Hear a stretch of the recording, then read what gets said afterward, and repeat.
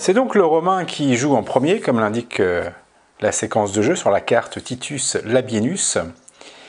Et alors cette carte, elle est intéressante car elle propose une capability, donc une compétence permanente. Et cette compétence permanente, on va l'associer à une faction si la faction joue cet événement. Alors, elle n'est pas inintéressante cette carte, mais je vais vous expliquer pourquoi je ne vais pas la prendre. Elle n'est pas inintéressante parce qu'elle permet, si le Romain donc prend cette capacité, de faire en sorte que les compétences, ces compétences-là, pour lesquelles il y a des conditions de proximité du général, César ou son successeur, eh bien, ça dit que pour ces compétences, je peux choisir des régions indépendamment de savoir s'il y a un chef ou pas. Alors, c'est clair que si j'avais juste un successeur, on voit que le successeur, que ce soit là ou là, on peut faire la compétence que dans la région où il est présent, alors que quand César est présent, ben, c'est à une région en plus, donc il a un rayon d'action, une influence plus grande. Mais là, j'ai César, donc cette compétence, alors que je peux à la place faire ordre plus compétence, et ça m'intéresse beaucoup. Cela étant dit, je suis en Britannia, et le but du jeu, c'est quand même d'en sortir, de revenir sur le continent. Et quand je fais un ordre de marche, c'est bien précisé là, si je traverse la Manche, ou bien le Rhin, ça stoppe mon mouvement, bon, d'accord, mais surtout, si je traverse la Manche, je ne peux pas utiliser, vous voyez, un petit symbole carré pour compétence, qui est barré, je ne peux pas utiliser de compétences. Donc, en fait, ce qui m'intéresse, c'est de faire un ordre. Ça obligera le Belge qui joue après à faire un ordre régional. Alors, évidemment, comme c'est un automate, ça se transforme en ordre. Mais enfin, un ordre, c'est quand même mieux qu'un ordre plus une compétence. Et puis, il faut bien que je revienne sur le continent. Donc, c'est ce que je vais faire. Mais avant cela, j'ai besoin de rectifier 3 petites choses que j'ai commises lors des 2 premiers tours. Premièrement, concernant les contrôles, ici, en fait, l'Arverne a ajouté un allié. 1, 2, 3, 4, 5. L'Éduin, 1, 2, 3, 4, 5. Il n'y a contrôle pour personne. Et l'autre chose que j'ai oublié, c'est lorsque j'ai fait la bataille avec le Belge, ça m'avait coûté 1. Mais aussi, c'était une bataille régulière, entre guillemets, et donc les 2 guerriers belges étaient révélés. Je rappelle qu'ils ont détruit un fort romain. Je pense que les guerriers sont un tout petit peu repérés. Voilà, donc ça c'était pour, je ferme la parenthèse pour les petits oublis. Et donc, je vais jouer le romain et je vais faire avec le romain un ordre. Et l'ordre, c'est un ordre de marche. Donc, l'ordre de marche est ici. Et je vais marcher à partir de là. Et je vais marcher aussi... Je vais marcher aussi à partir de là. Et ce sera ma foi pas mal parce que ça me coûte 2 à chaque fois. Donc 4. 1, 2, 3, 4. Voilà, j'ai commencé ici. Donc je peux me déplacer avec un auxiliaire, je peux me déplacer de 2 zones. Mais en vérité, je vais juste aller chercher... Pardon. Je vais juste aller chercher cette région-là. Donc je prends le contrôle. Ici. Et puis alors, depuis la Grande-Bretagne, la question c'est où est-ce que je peux aller. Je peux venir ici, ici, ou bien ici. Et puis je peux faire comme je veux, puisque je peux faire plusieurs groupes depuis la Bretagne aussi. Aussi, d'ailleurs. Donc je pense que César va venir là, puisque j'ai déjà 2 alliés. Histoire d'être en force. Donc j'emmène César plus 4 légions, plus 2 auxiliaires, admettons, ici. Ça me permet de prendre le contrôle. Je vais emmener un auxiliaire ici pour prendre le contrôle.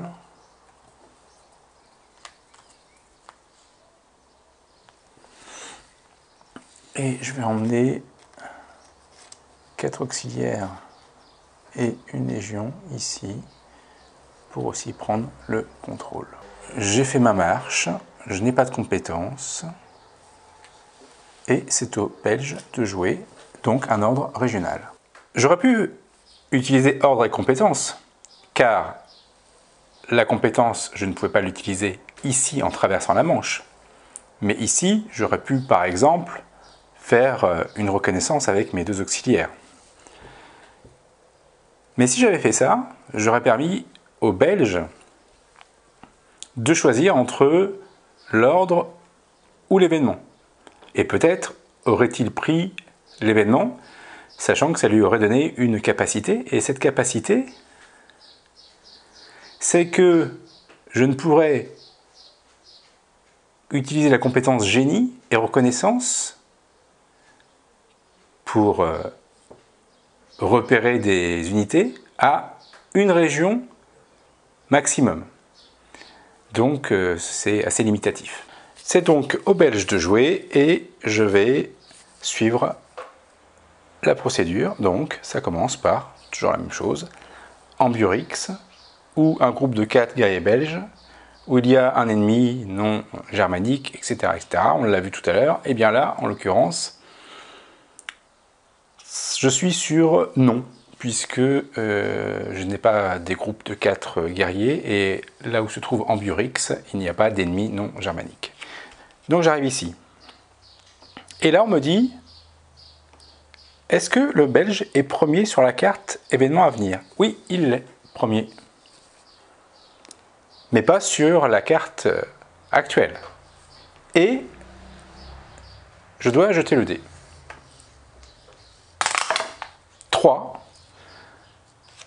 Eh bien, le Belge passe. Et oui, le Belge passe parce qu'il se dit que peut-être ce serait plus intéressant au prochain tour de jouer en premier et de pouvoir utiliser ordre et compétences, ou bien l'événement, je ne l'ai pas lu, je ne l'ai pas regardé, mais ça a du sens. Donc en fait, le Belge passe et en tant que faction gauloise, ça lui fait gagner un point de ressources.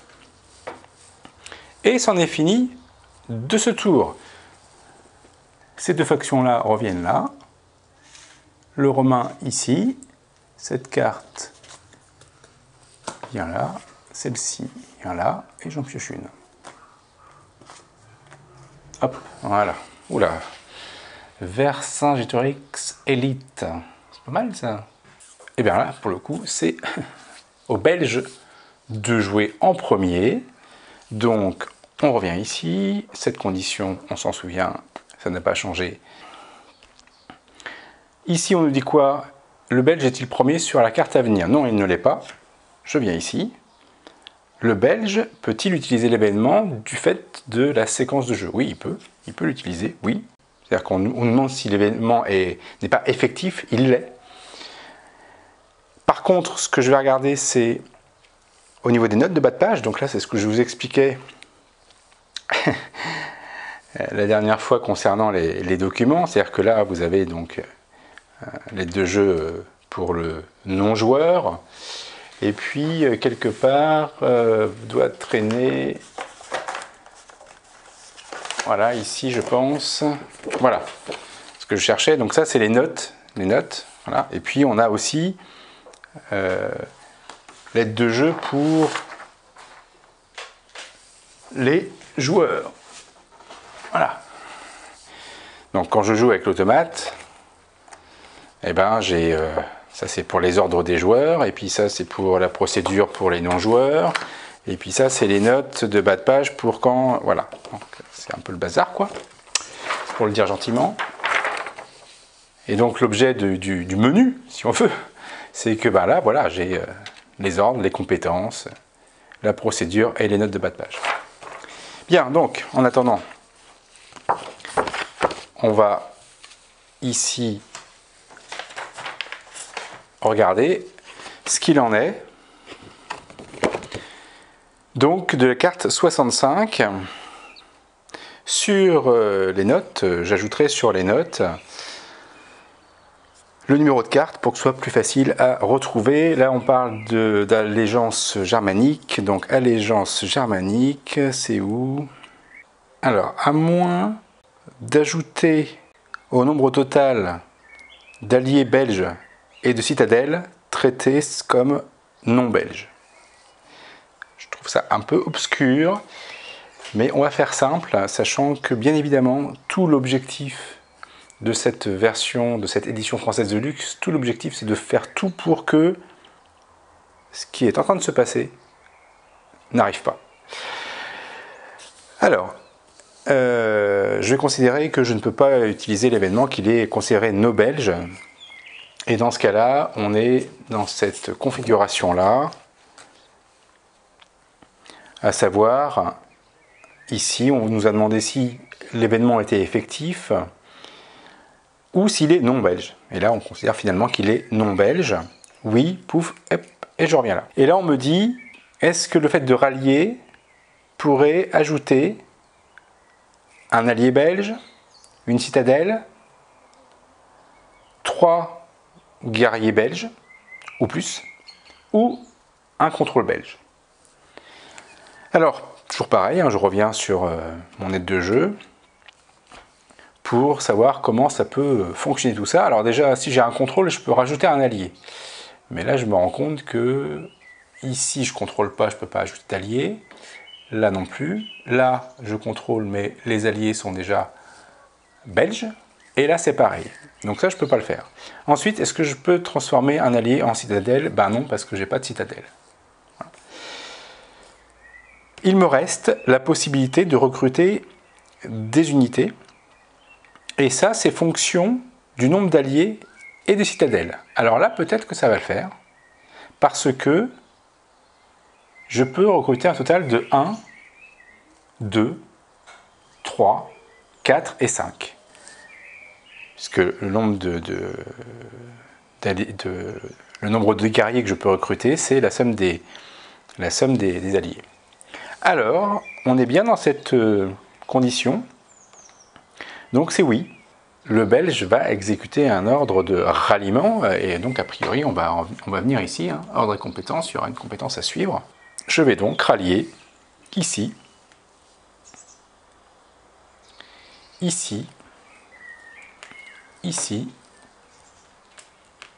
et là. Et ça me coûte 4. Ça me coûte 4 de rallier.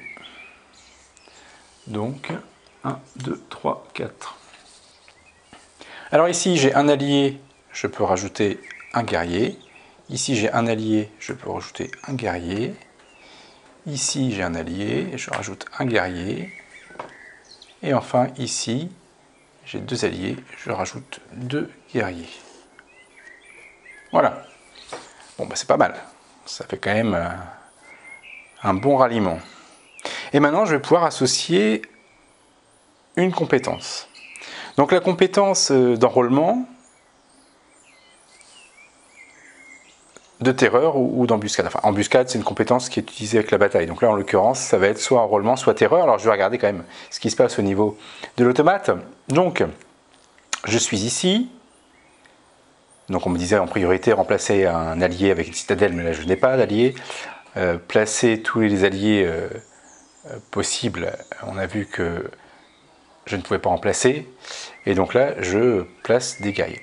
Puis, je vais faire un ordre de terreur. Sachant que l'ordre de terreur, on le voit tout de suite ici. Bon, bah déjà, ça ne s'applique pas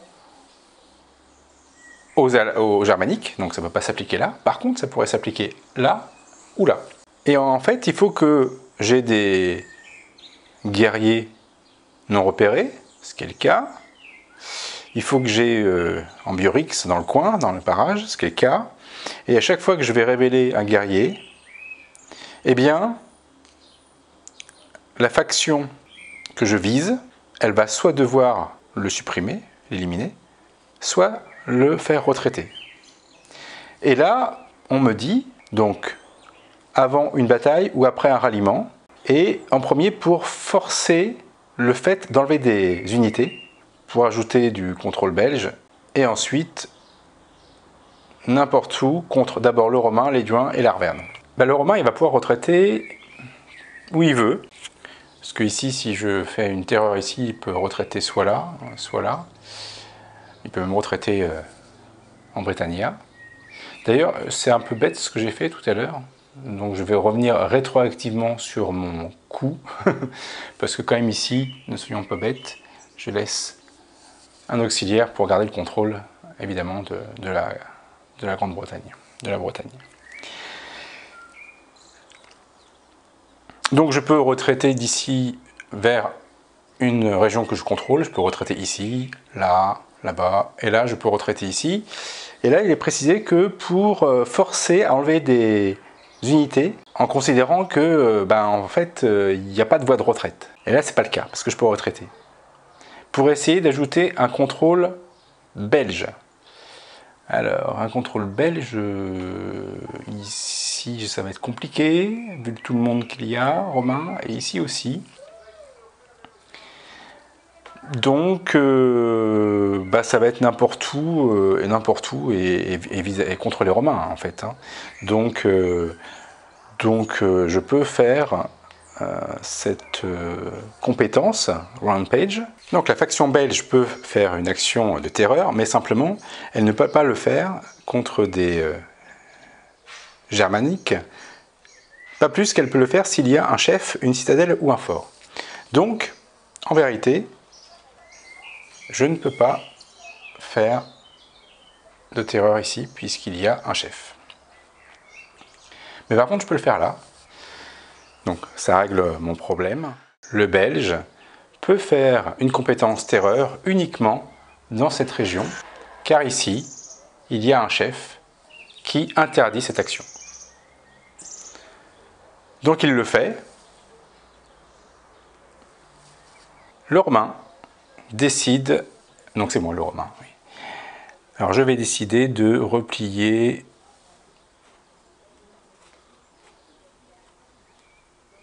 un auxiliaire ici. Et c'est tout pour le Belge.